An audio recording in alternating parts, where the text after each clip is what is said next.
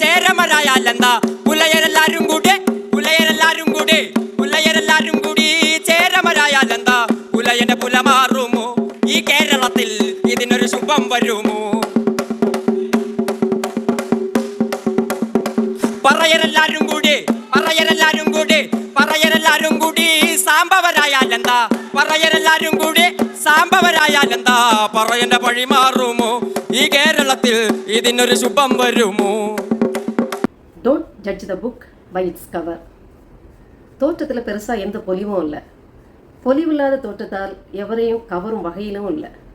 எந்த வகையிலும் சேர்க்க முடியாத ஒரு தோற்றம். ஆனால் உலகமே இப்போ வேடன் வேடன் வேடன் அப்படின்னு முணங்கிக்கிட்டே தெரியுது அப்படின்னு சொல்லலாம். ஒரு புஸ்தகத்தை படிக்காமலே, ஒரு புஸ்தகத்தை திறந்து பார்க்காமலே, அதில் என்ன கருத்தாக்கம் இருக்குது அப்படிங்கிறத உள்வாங்காமலே வெறும் அட்டை படைத்த வைத்து அதை நம்ம எடை போடக்கூடாது அப்படிங்கிறது தான் நான் முதல்ல சொன்ன ஆங்கில சொல்லாடலோட விளக்கம். அதுக்கு ஒரு சிறந்த உதாரணம் அப்படின்னு பார்த்தீங்கன்னா வேடன். வேடனை பற்றி மே 18 அதிகமாக இந்த வருட மே 18 இந்த வேடன் அப்படிங்கிறது சமூக வலைத்தளங்களில் அதிகமாக பகிரப்படக்கூடிய செய்தியாக இருக்குது. என்னுடைய கண்ணிலையும் பட்டுது. பெரிதாக அதில் ஆர்வம் காட்டலை. அதுக்கு இப்போ சொன்ன காரணங்கள் ஒரு வகை. ரெண்டாவது ஒரு சின்ன காரணமும் இருக்குது. அதையும் நம்ம காணொலியில் சொல்லிடலாம். ஏன் ஆனால் ஒன்று மட்டும் நல்லா புரிஞ்சுது. இந்த நபர் இப்போது சமூக வலைத்தளங்களில் பரவி வருகின்ற இந்த நபர் எதையோ தன்னுடைய பாட்டின் வாயிலாக சொல்லியிருக்காரு. அது என்ன அப்படின்னு பார்க்கும்போது ஈழத்தமிழருடைய வலி அல்லது சமூக ஏற்றத்தாழ்வுகளால் பாதிக்கப்படுகின்ற ஒவ்வொரு நபரின் வலியை வெளிப்படுத்தி இருக்கிறார் அப்படிங்கிறது மட்டும் புரிஞ்சுது. அதுவும் அந்த மே 18 அந்த நாட்களை ஒட்டி இது வந்ததுனால என்னால் முழுதாக அந்த பாடல்களை இல்லை அந்த நபரை பற்றிய புரிதல், அந்த நபரை பற்றிய தகவல்களை பார்க்கும் முன்பே ஒன்று மட்டும் விளங்குச்சின்னு சொல்லலாம். என்னன்னா, இந்த நபர் ஒரு ஈழத்தமிழர் போல, இந்த ஈழத்தமிழராக இருக்கிறதுனால ஈழத்தமிழரின் வலிகளை தன்னுடைய பாடல் வாயிலாக தெரிவிக்கிறார் போல. அதை ஏன் நாம் முதலாக கவனிக்கலை அப்படின்னா, அது ஒரு மலையாள பாடலாக இருந்தது. அப்போது எனக்கு எப்போவுமே நமக்கு அந்நியமாக இருக்கின்ற மொழியில் கேட்குற சுவாரஸ்யம் எனக்கு வராது. தமிழ் பாடல்னால் கொஞ்சம் விரும்பி கேட்பேன். அதுலேயும் எனக்கு ராப் பாடல் அப்படிங்கிறது கொஞ்சம் பிடிக்காது. ஏன் பிடிக்காதுன்னா, எனக்கு அந்த இசை, அந்த பாடுகின்ற விதமோ இல்லைனா அதில் கொஞ்சம் வேகமாக பாடுவாங்க இல்லையா, என்ன சொல்ல வராங்க, அதில் ஒரு உணர்ச்சி இருக்கிறதா எனக்கு தோணாது. எனக்கு அந்த ரேப் பாடலே எனக்கு பிடிக்காது. அப்படிங்கிற காரணத்தினால அது மலையாள மொழியில் இருந்தனாலையும் நான் அதை கொஞ்சம் ஓரங்கட்டி தான் வச்சேன்னு சொல்லலாம். அதுக்கு முன்னாடி ஏன் நான் வேடனை பற்றி ரொம்ப நாட்கள் எடுத்து பேசுகிறேன் அப்படின்னா, அதுக்கு தான் காரணம் சொல்லிகிட்டே வரேன். ஏன் இப்போ பேசுகிறேன் அப்படிங்கிறதுக்கு என்ன காரணம்னா, போன காணொலிகளில் ஒரு நபர் நமக்கு நம்முடைய காணொலியை பார்த்து ரசிக்கின்ற ஒரு நபர் சகோதரனோ சகோதரியை கேட்டிருந்தாங்க, வேடனை பற்றி கொஞ்சம் பேசுங்கக்கா அப்படின்ட்டு.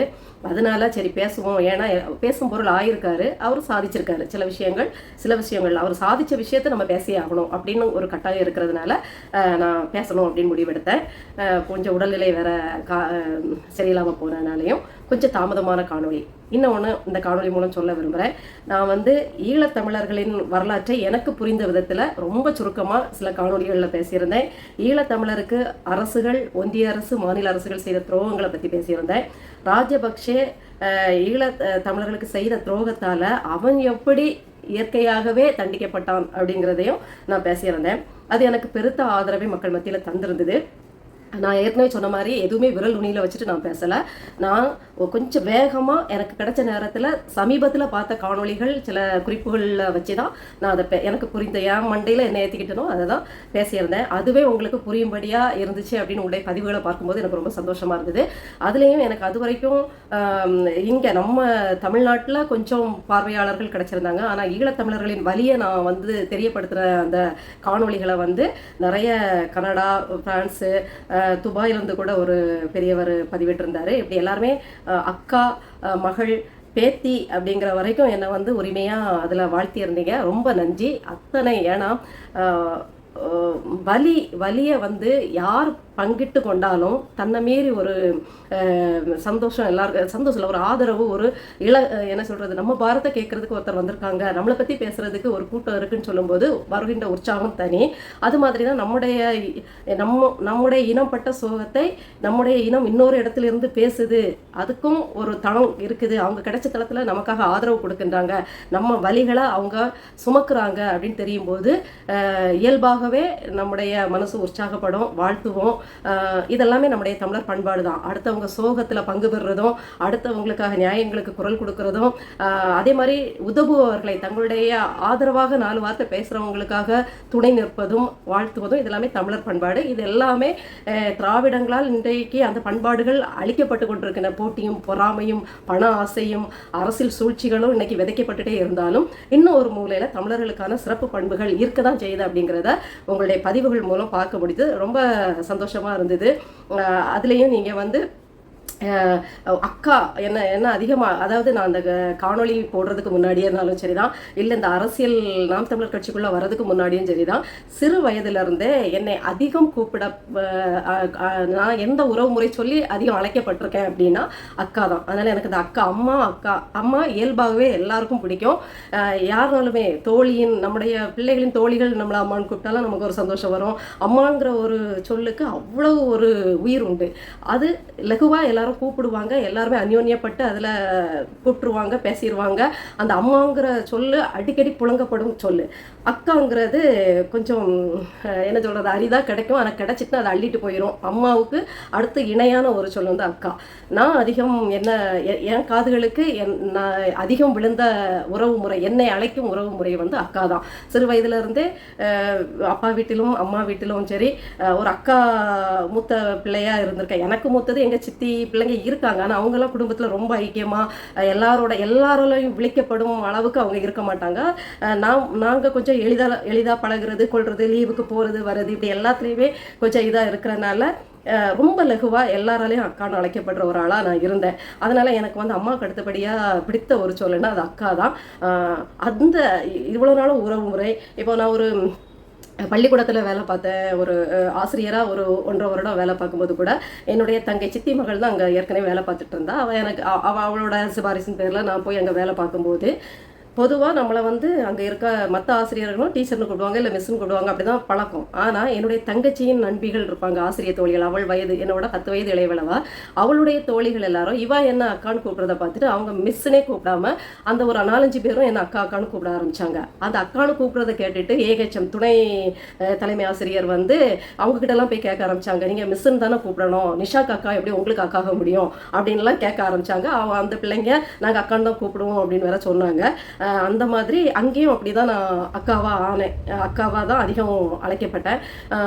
அதுக்கு பிறகு பார்த்தீங்கன்னா இப்போ நாம் தமிழர் கட்சிக்குள்ளேயும் ஏகப்பட்ட தம்பிகள் தங்கைகள் தான், எல்லாருமே அக்கான்னு கூப்பிடும்போது அப்படி கொஞ்சம் அக்கா அப்படிங்கிற மாதிரி தான் இருக்கும், சந்தோஷமாக இருக்கும், ரொம்ப மகிழ்ச்சியாக இருக்கும். அதே மாதிரி இப்போ காணொலியில் நம்ம முகம் பார்க்காதவர்களும் ஒரு சிலர் ஒருவேளை கட்சியில் என்ன தெரிஞ்சவங்களா இருப்பீங்க, பாதி பேருக்கு மேலே தெரியாமல் கூட இருப்பீங்க. தெரியாமலே அந்த உணர்வு ரீதியாக ஒரு அக்கான்னு கூப்பிடும்போது அது மிகுந்த மகிழ்ச்சியை தருது. எனக்கு அதுக்காகவே பதிவுகளை நான் வாசிக்கிறது உண்டு. வாசிக்கிறேன்னா அந்த அக்கா அப்படிங்கிற அந்த வார்த்தை அவ்வளோ ரம்மியமாக எனக்கு வந்து ஒரு பெரிய மகிழ்ச்சியை தரக்கூடியதாக இருக்கும். அதனால அக்கா அப்படிங்கிற அந்த சொல்லுக்கு நான் கொஞ்சம் மயங்கிட்டேன் அப்படின்னு கூட சொல்லலாம். சரி, அடுத்தது அதை இப்படி ஒருத்தர் ஒரு தம்பியோ தங்கையோ கேட்டிருந்தனால சரி இதை பேசிடுவோம் அப்படின்னு முடிவு பண்ணேன். இப்போது இந்த வேடன் அப்படிங்கிற அந்த நபர் யாருன்னு பார்த்தீங்கன்னா எல்லாருமே தெரிஞ்சு வச்சுருப்பீங்க, எல்லா காணொலியிலையும் சொல்லிட்டாங்க. சரிதான், ஈழத்திலிருந்து போர் சூழலில் தப்பி ஊட்டிக்கு வந்து குடியேறிய ஒரு ஈழத்தாய், அங்கே அதே நேரத்தில் கேரளாவிலேருந்து வேலை பார்க்க வந்த ஒரு நபருக்கும் விருப்பம் உண்டாகி 2 பேரும் திருமணம் செய்து ஒரு மலையாள அப்பாவுக்கும் ஈழத்தமிழ் தாய்க்கும் பிறந்த மகன்தான் இந்த கிரண்தாஸ் அப்படிங்கிற இந்த வேடன்.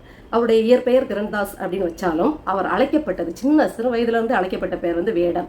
அவருக்கு ரொம்ப பொருத்தமாக இருந்திருக்கு அப்படின்னு தான் சொல்லலாம். வேடன்னு பார்த்தீங்கன்னா அவர் சின்ன வயசுலேயே அந்த காட்டுவாசி, அதாவது வேடன்னு பொதுவாக என்ன சொல்லுவாங்களா, கொஞ்சம் முரட்டுத்தனமாக காட்டுவாசி நடத்தை கொண்டவர்களை வந்து வேடன்னு சொல்கிறது வழக்கம். இப்போ இதெல்லாம் சொல்லும்போது எனக்கு எங்கள் அப்பாவோட ஞாபகம் வரும். ஏன்னா எங்கள் அப்பா நாங்கள் சிறு வயதாக இருக்கும்போது வேட்டையாடும் இயல்பு கொண்டவர். அதாவது அப்போது அந்த காலத்தில் இருந்த துப்பாக்கியில் வேட்டையாடுறது வழக்கம். அதுக்கப்புறம் ஒரு கட்டத்தில் அந்த துப்பாக்கியெல்லாம் வச்சுருக்கக்கூடாது, சட்டங்கள் கெடுபடியானதுனால அதை விட்டுட்டு கவன் கட்டை வந்து தயார் பண்ணுவாங்க. அவங்களே கேட்டபிள் அப்படின்னு சொல்லுவாங்க. அதுக்கு என்ன மீனிங் அர்த்தம்லாம் நமக்கு தெரியாது. அப்பா கேட்டபிள்மாங்க, நாமளும் கேட்டபிள்மாங்க. எங்கள் அப்பாவே அதை தயாரிச்சிருவாங்க. அதுக்கான கிளையை தேர்வு செய்து எந்த மரம் நல்ல என்ன சொல்கிறது தாக்கு பிடிக்கிற மாதிரி இருக்குமோ அந்த கிளையை அவங்களே வெட்டி அவங்களே வந்து கத்தி வச்சு அதெல்லாம் செதுக்கி அதுக்கான அந்த ரப்பர் இருக்கு இல்லையா, அந்த ரப்பர் நல்ல பயங்கர இது ஸ்ட்ராங்காக இருக்கும் அப்படின்னு சொல்லுவாங்க. அந்த ரப்பரை அவங்களே சுற்றி அவங்களே எல்லாமே தயார் பண்ணி அதுக்கான கற்களையும் தேடி எடுத்துகிட்டு போய் ஊருக்குள்ளே அவங்க வேட்டையாடுறது அப்போ பறவைகளை தான். அதனால எங்கள் அப்பா கொக்கு வேட்டைக்காரர் அப்படின்னும் அழைக்கப்படுவார். இப்போது கல்லூரி நாட்கள்லாம் நான் கல்லூரிக்கு செல்லும் போதெல்லாம் வேட்டையை விட்டுட்டாங்க. ஏன்னா அப்போ ஊறுகாய் சிறு தொழிலாக நாங்கள் ஊறுகாய் வீட்டிலையே தயார் பண்ணி அப்பா விற்கிற அந்த வியாபாரம் பார்க்க ஆரம்பிச்சிட்டோம். இருந்தாலும் அவருக்கு பேர் வந்து நல்லா நின்னது வந்து கொக்கு வேட்டைக்காரர் அப்படிங்கிறது தான்.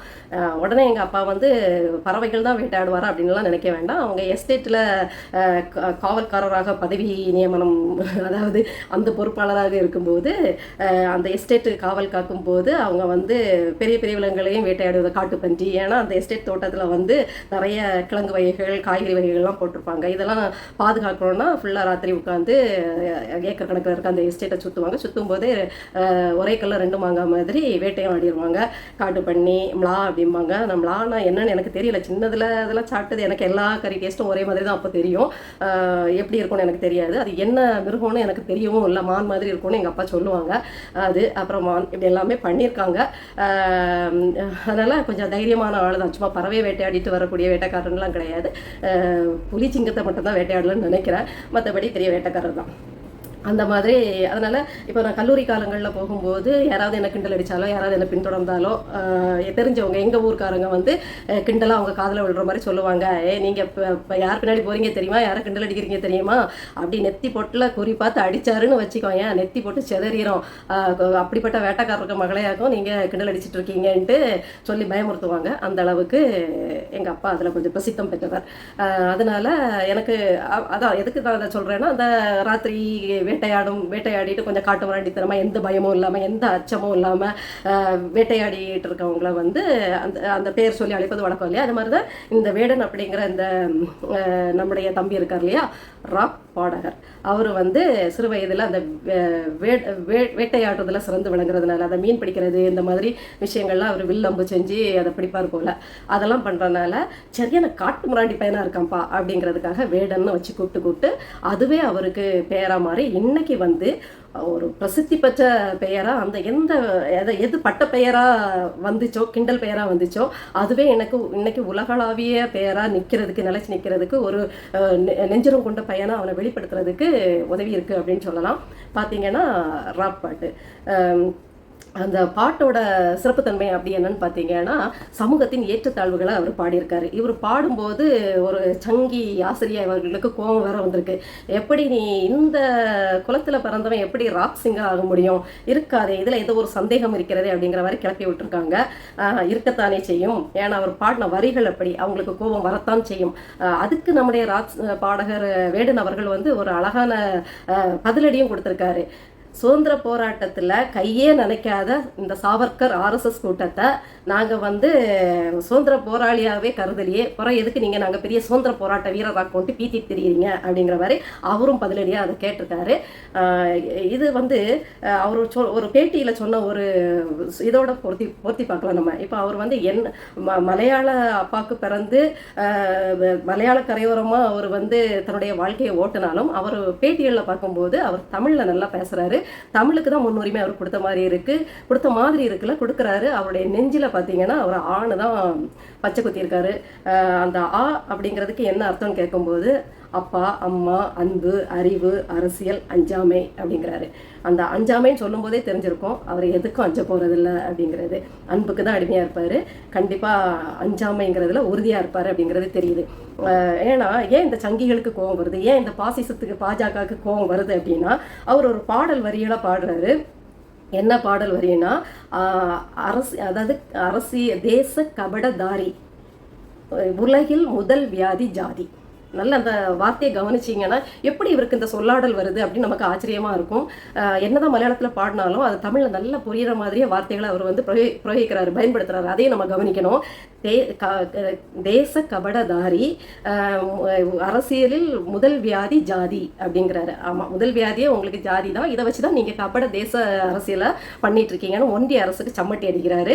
அதே மாதிரி அவர் பிற்படுத்தப்பட்டு அவர் வந்து அம்மா வந்து ஒரு அகதி, இங்கேயும் வந்து அவர் வாழ்ந்த இடத்துலையும் கொஞ்சம் ஒரு 10-15 குடும்பங்கள் வாழ்கின்ற ஒரு அடிப்படை கட்டமைப்பு வசதிகள் இல்லாத ஒரு பகுதியில் தான் குடியிருக்காரு. அப்போ அவங்க பல அடக்குமுறைகள், ஒடுக்குமுறைகள், நிறம் சார்ந்தோ இல்லைன்னா சமூகம் சார்ந்தோ இந்த மாதிரி ஈழத்தமிழர் அப்படிங்கிறதுக்காகவோ ஏதோ ஒரு காரணத்துக்காக அவர்கள் ஒடுக்கப்படுறதோட வலியை அவருடைய பாடலில் நிறையவே சொல்லியிருக்காரு. அதே மாதிரி இன்னொரு பாடலில் பார்த்தீங்கன்னா அவர் ரொம்ப பிரசித்தம் பெற்றது இந்த பாடலில் தான்.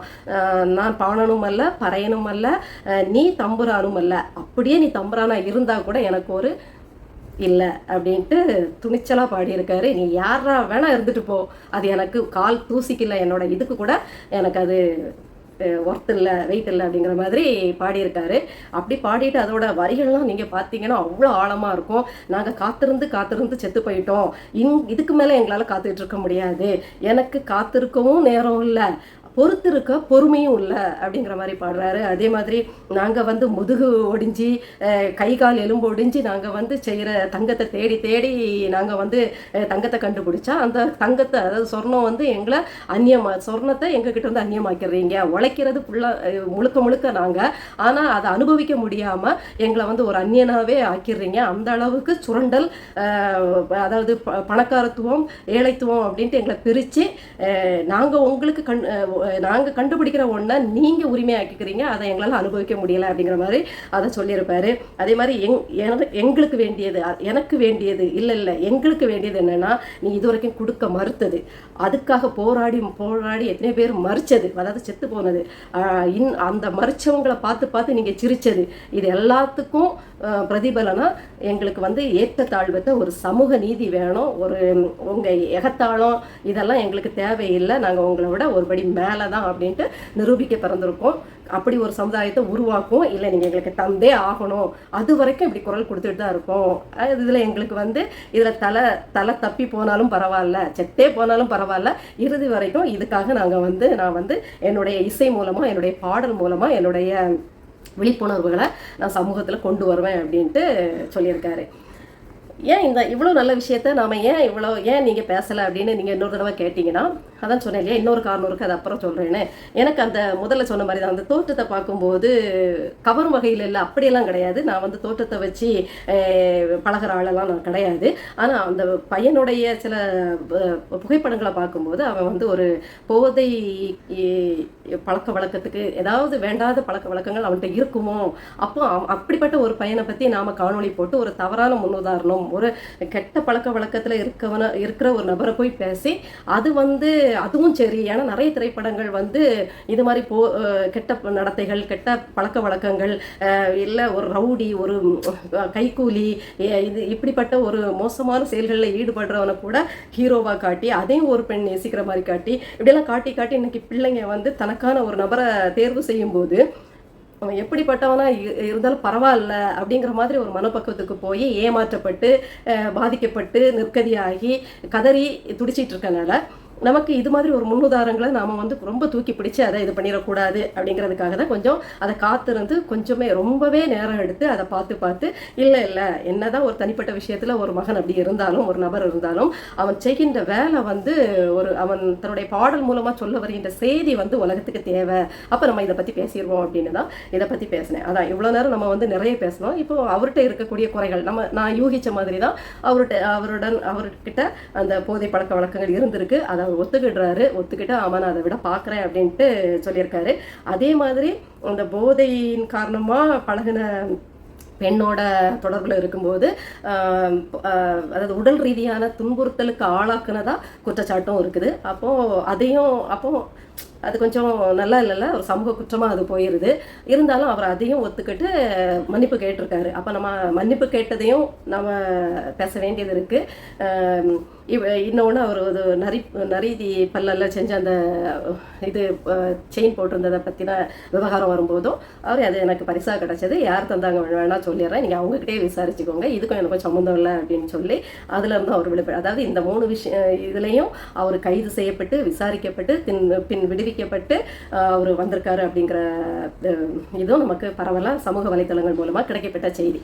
அப்போது இப்போ நம்ம வேடன் தம்பிக்கு சொல்லக்கூடிய அறிவுரை அப்படிங்கிறத விட இப்போ நம்முடைய ஆசை, வேடன் தம்பியை பொறுத்த வரைக்கும் நம்முடைய ஆசை என்னன்னா, அவருடைய ரேப் அந்த திறமையின் மூலமா அவர் அநேக விழிப்புணர்வு பாடல்களை பாடணும், அநேக இளைஞர்களுக்கு இந்த ஏற்றத்தாழ்வற்ற சமுதாயம் உருவாகணுங்கிற உணர்வை அவர் கொடுக்கணும். ஏன்னா இனி இளைஞர்கள் கையில தான் இந்த அரசியல், இளைஞர்கள் கையில தான் இந்த உலகம். அப்ப இந்த இளைஞர்கள் தெளிவாயிட்டாங்க, இங்க ஜாதி மதங்கிறது ஒரு அடையாளம் தான், மதங்கிறது அவரவர் வழிபாட்டு கொள்கை, அவங்க இஷ்டப்பட்டதை வழிபட்டு போறாங்க, சமூகங்கிறது ஒரு அடையாளம், அவ்வளவுதான், வழி வழியா நம்ம இந்த சமூகத்துல இருக்கோம், நமக்கான அடையாளம் இதுதான் அப்படிங்கிறதானே தவிர இதை வச்சு ஒருத்தரை துன்புறுத்துறதுக்கோ எகத்தாளம் பண்றதுக்கோ கிண்டல் அடிக்கிறதுக்கோ அவங்கள மிதிச்சுட்டு ஏறி வர்றதுக்கோ இல்லை ஒருத்தரை குறுகிய வட்டத்தில் போட்டு எனக்கு அடிமன் காட்டுறதுக்கு கிடையாது அப்படிங்கிற ஒரு உணர்வை அவர் கொடுக்கணும் அப்படிங்கிறத நமக்கு ஆசை.